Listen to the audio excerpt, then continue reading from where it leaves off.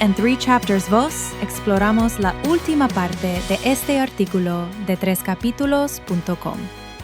Características del llamado del Señor aprendidas de la conversión de Saulo. Bienvenida, bienvenido a este análisis. Hoy vamos a explorar un poco más a fondo un texto que, examina las consecuencias del llamado divino. Se centra en el caso de Saulo de Tarso, quien después sería el apóstol Pablo. Sí, y la fuente que estamos revisando es la segunda parte de un artículo de 3 Chapters.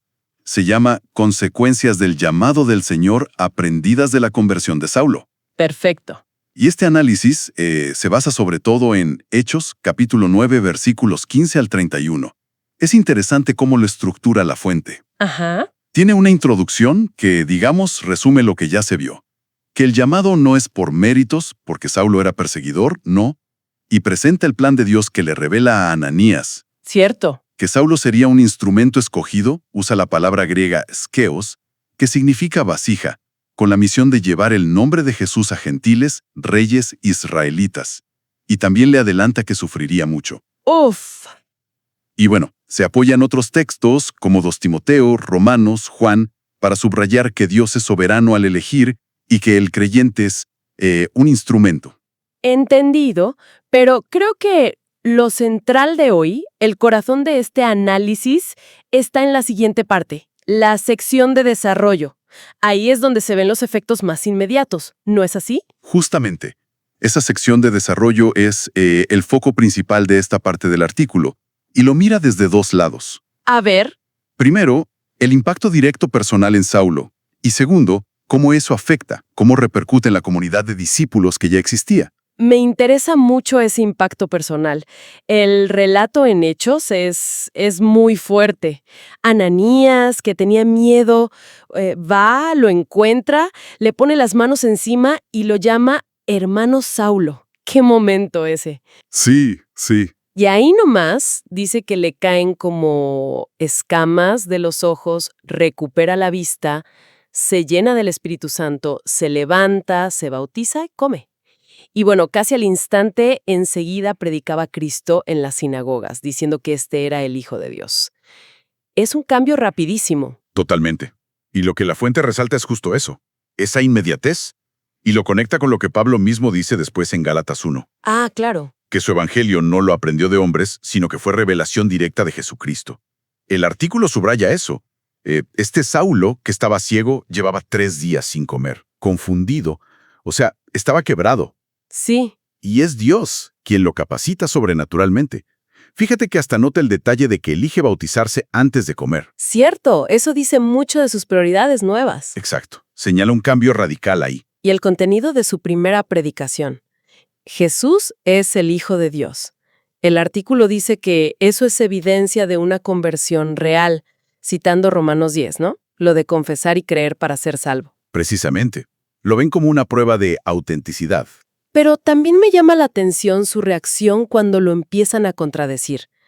El texto dice que mucho más se esforzaba y que hablaba denodadamente. O sea, lejos de asustarse. Al contrario, parece que la oposición lo impulsaba más. Sí. La conclusión del artículo sobre esta parte de Saulo es esa. Dios no solo llama, sino que equipa por completo. Limpia, fortalece, capacita.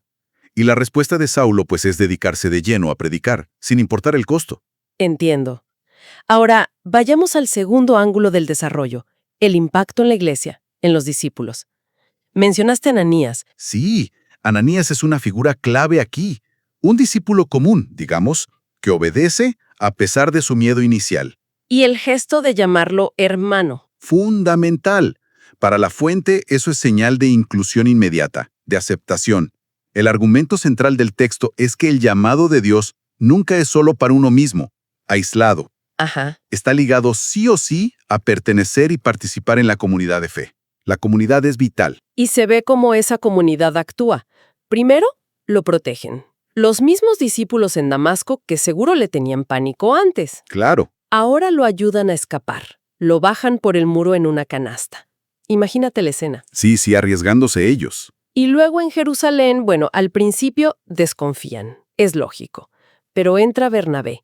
Lo presenta a los apóstoles. Y otra vez, cuando hay peligro, son los hermanos los que lo cuidan y lo mandan a Tarso. Exacto. El punto que la fuente quiere dejar claro es este.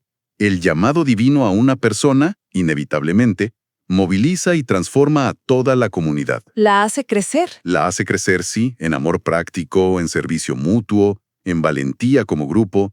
No solo cambia a Saulo, la iglesia a su alrededor también se ve desafiada y cambiada por ese llamado. Entonces, para resumir un poco, lo que explora la fuente en su sección de desarrollo, vemos como una doble consecuencia, ¿no? Por un lado, la transformación personal súper profunda de Saulo, Ajá. y por otro, cómo se activa y se transforma la comunidad creyente para recibirlo, protegerlo, integrarlo, a él que era tan inesperado. Así es. El artículo no lo presenta como una historia única y ya, sino casi como un patrón, un modelo. Interesante. Y nos deja pensando en eso, ¿no? Como un cambio individual tan radical que viene de Dios, parece que necesita, y al mismo tiempo provoca, una redefinición del compromiso y de la dinámica de toda la comunidad alrededor. Una reflexión potente. Sí, quizás queda preguntarnos cómo ese patrón resuena hoy en día en nuestras comunidades.